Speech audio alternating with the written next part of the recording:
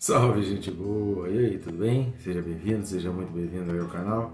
Nesse vídeo a gente vai pensar a respeito do seguinte: como Deus surpreenderá até os inimigos. Vem comigo até o final aí.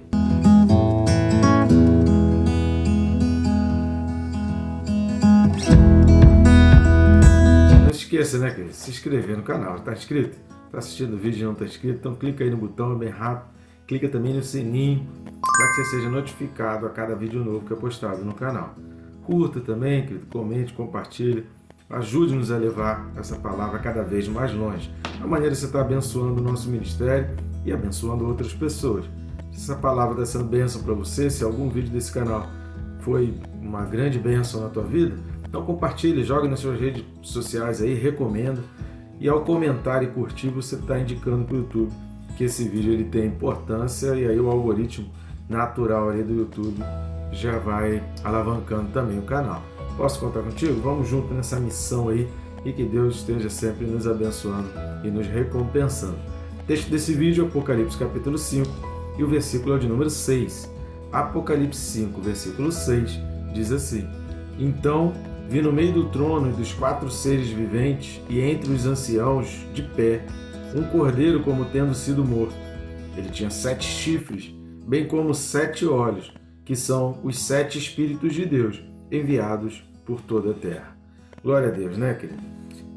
Aqui a gente tem uma menção forte, aquilo que foi falado, né, já nas cartas a Apocalipse, aí, capítulos 2 e 3, onde ele fala que tem os 7 Espíritos. Se você não assistiu, assista aí os vídeos correspondentes aos capítulos 2 e 3 de Apocalipse. No vídeo passado, se você também não assistiu, assista para você entender melhor isso. João recebe a notícia. Nos 2 vídeos anteriores, o que acontece? Resumidamente, João ele fica triste por saber que o futuro e as coisas que aconteceriam, os acontecimentos, o livro ficava fechado e ninguém conseguia dar um início a isso. E aí, de repente, ele recebe a notícia de que o leão da tribo de Judá, a raiz de Davi, tinha essa autoridade, esse poder para poder abrir o livro, e ele poderia fazer isso. Então, João recebe a notícia disso. E aqui no versículo 6, João contempla, então, esse cordeiro vindo na direção de pegar, então, o livro, que é o que a gente vai ver no próximo vídeo, né? Estudar a Bíblia versículo a versículo tem isso, né? É uma história aqui, são muitos detalhes em cada versículo. Então, às vezes, a gente fala mais de um versículo para tentar compreender o contexto, mas é preciso você ver vídeo a vídeo, até mesmo em função do tempo. Então, aqui no versículo 6, já começa dizendo, então, ou seja, depois dessa notícia, eu vi. Então, João está dizendo, eu vi, no meio do trono dos 4 seres viventes e entre os anciãos. Lembra que a gente falou aí dos 24 anciãos? Então assista o vídeo aí referente aos capítulos, ao capítulo 4, versículos 4 até o 6. Você vai ver que a gente falou a respeito desses 4 seres viventes e dos 24 anciãos. E no meio aparece quem? Aparece o Cordeiro. A figura do Cordeiro é aquela figura que no Antigo Testamento apontava para Jesus Cristo. A gente precisa entender muito bem essas questões, porque o Antigo Testamento divide-se em leis morais, leis cerimoniais e leis civis. As leis morais e civis, elas apontam para Cristo, mas elas apontam para a santidade e para a obediência. Então, na sua integralidade, essas leis morais e civis, os princípios dela, tudo ali são atos, são atitudes, são valores que precisam ser seguidos e que a gente precisa entender para que a gente viva bem em sociedade, viva bem com Deus. As leis cerimoniais, elas não perderam o sentido, elas não perderam o seu princípio, elas não foram anuladas. Elas apenas já apontavam para Cristo. E uma das coisas que apontava para Cristo nas leis cerimoniais era o fato do cordeiro sem defeito, do cordeiro sem mancha. Então, lá em Êxodo, quando vai falar da saída do povo lá do Egito, né, antes da última praga da morte dos primogênitos, que é a instituição da Páscoa, a celebração da Páscoa, o povo celebra a Páscoa no Egito, simbolizando que você está saindo do pecado, então o cordeiro precisa entrar na tua vida no pecado. Então é quando está no pecado é que o cordeiro vem e ali ele faz uma limpeza e te tira do pecado, e a partir dali você vive uma nova vida. O que acontece ali? Um sacrifício do cordeiro, onde as famílias vão sacrificando, inclusive os estrangeiros que habitavam naquelas casas acabaram sendo beneficiados por aquele fato que ali aconteceu. Então o cordeiro, já anunciado no Antigo Testamento, ele traz esse símbolo aqui, que é o símbolo que João, o Batista, né? Não esse aqui, o evangelista, o Batista, ele falava: eis o Cordeiro de Deus que tira o pecado do mundo. Numa alusão, uma referência exatamente ao texto que nós falamos lá de Êxodo. Depois você dá uma lida lá em Êxodo capítulo 12 em diante, você vai ver essa figura.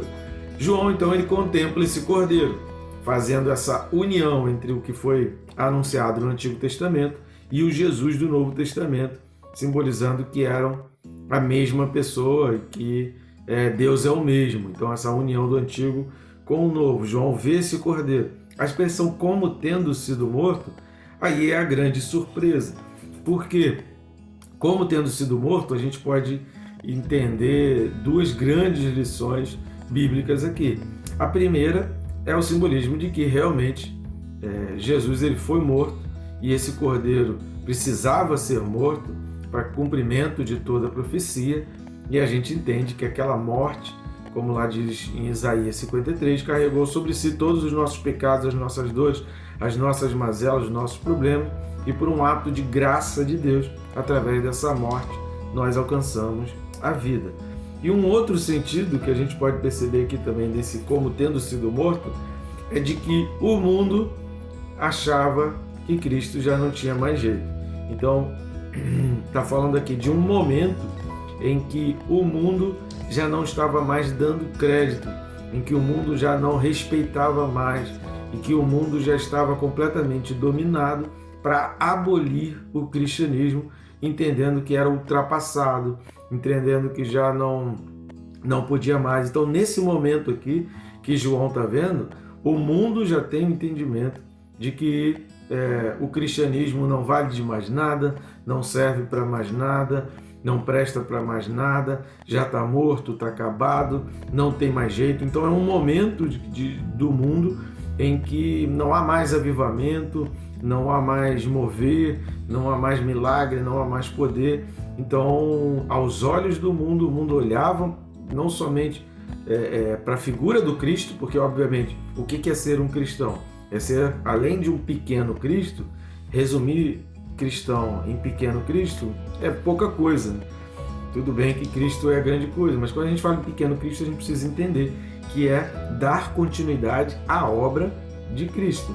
Então, quando os cristãos na Terra já não trazem mais essa representatividade e está chegando esse momento em que as pessoas estão olhando para os cristãos e já não verão mais essa representatividade toda daquele poder do passado, poder. Então, quando fala como tendo sido morto, é assim, naquele momento o mundo já não dava mais crédito, aquilo já não importava, aquilo já não valeria mais, as pessoas não queriam mais saber disso.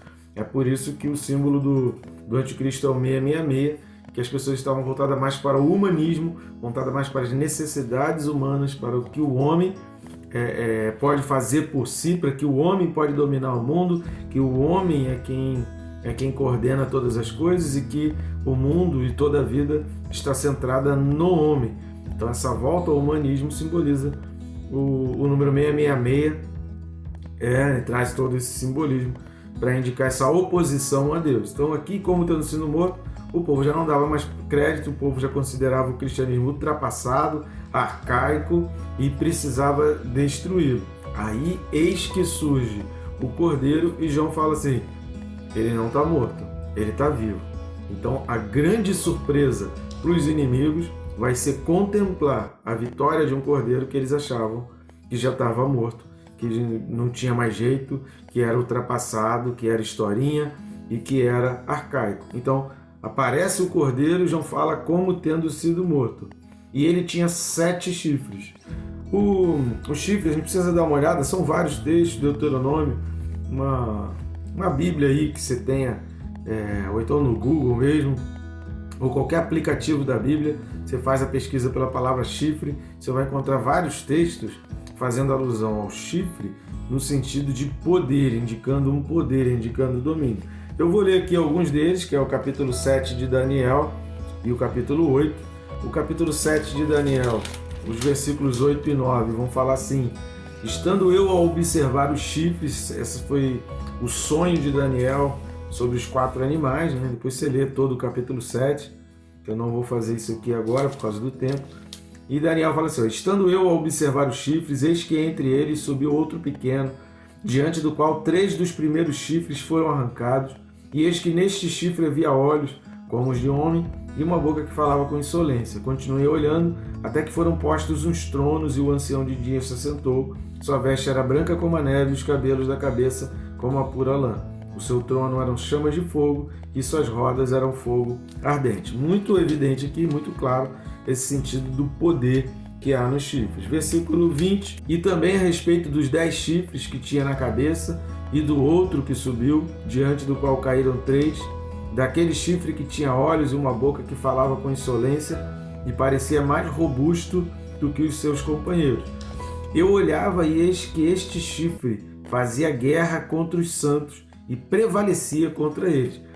Essa indicação aqui de Daniel 7, versículos 20 e 21, é totalmente na direção de Apocalipse 5, versículo 6, que a gente leu, exatamente indicando isso. Preste atenção na expressão do final do versículo 21.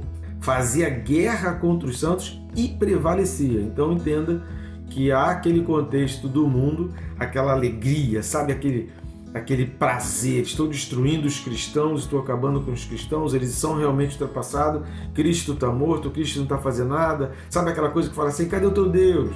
Cadê o teu Cristo? Onde está Cristo agora? E agora? Eu quero ver, né? A igreja perdeu, a igreja não tem mais condições nenhuma, a igreja não vai fazer mais nada, os cristãos não valem de nada, os cristãos não prestam para nada.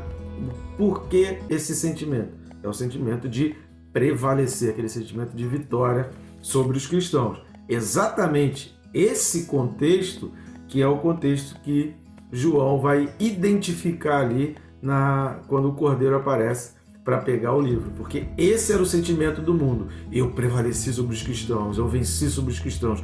Onde está a igreja agora? Onde está o teu Deus? Cadê o Cristo que você prega? Cadê o Cristo que vocês falam? Onde está esse poder todo? Onde está esse Cristo? Então é nesse contexto em que aqueles chifres estão prevalecendo que aparece o Cordeiro com 7 chifres, indicando chifre é poder, 7 totalidade, 7 poder supremo, poder total. Então 7 chifres, poder total, poder supremo. Capítulo 8 também de Daniel vai falar também um pouco sobre isso. E aí eu vou ler para o versículo 3, que diz assim: então levantei os olhos e vi, e eis que diante do rio estava um carneiro, o qual tinha 2 chifres, e os 2 chifres eram altos, mas um mais alto do que o outro, e o mais alto subiu por último. Aqui identifica o Império Medo-Persa, né? E aí a gente não vai entrar nesse mérito, porque o estudo não é de Daniel, é de Apocalipse. Apenas para a gente exemplificar o poder, que o chifre está falando de um poder, o poder que está sendo questionado, o poder que exatamente aquelas pessoas que estão achando que estão prevalecendo contra Cristo estão questionando. Onde está Cristo? Cadê o poder do teu Cristo? Cadê o poder do teu Deus? Isso te faz lembrar alguma coisa? Você já ouviu pessoas falarem sobre isso? Pois é apenas o início desse contexto mundial em que as pessoas vão questionar o poder de Cristo, o poder do cristianismo. E para surpresa deles, esse Cristo vai chegar o momento que ele vai aparecer, e vai aparecer numa tacada final, numa jornada final, no fim da jornada, digamos assim. E os 7 Espíritos de Deus, a gente já falou sobre isso também no capítulo 1, versículo 4, e também nas cartas de Apocalipse, mas só resumidamente falando aqui, está falando do poder supremo espiritual. Ou seja, se o mundo está voltado para o que é material, para o humanismo, se o humanismo, e aí estude a respeito do humanismo, está dominando a Terra, vem aquele que domina o espírito, e o espírito prevalece contra a carne. O espírito sempre vai ser maior do que a carne. Por quê? Porque o espírito é eterno e a carne é passageira. Então vai haver esse basta, vai haver esse momento do checkmate, e aqui é o início da batalha final. É óbvio que ainda tem muita coisa para rolar aí ao longo dessa história. Então fica com a gente aí até o próximo vídeo, e que Deus te abençoe rica e abundantemente.